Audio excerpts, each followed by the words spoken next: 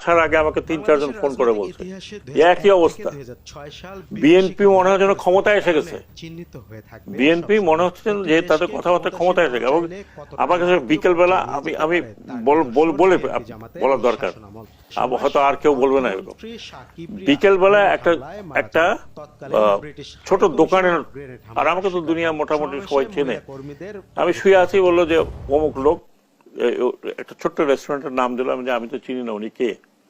আমি গেলাম, কথা বললাম, বললো স্যার আমাদের কাছ থেকে চাঁদা দাবি করতে আসছে। অনেক কষ্ট করে জিজ্ঞেস করলাম কারা, বলে স্যার বুঝে নেন স্যার। তারপরে আমার লোকজন বলল যে এখন বিএনপির ছাত্র দল আর বিএনপি অঙ্গ সংগঠন যা আছে তারা এখন চাঁদা দাবি। আমাকে রিপোর্ট দিয়েছে যে বিএনপির ছাত্র দলের লোকজন বেরিয়েছে, তারেক ভাই আসবে তার জন্য চাঁদা উঠাইতে হবে, মানে তারেক রহমান আসবেন দেশে, তার জন্য চাঁদা উঠাইতে হবে রিসেপশন। দোকানে দোকানে যাচ্ছে। আমি এক দোকানদারকে বললাম ধরে পিটিয়ে দেন।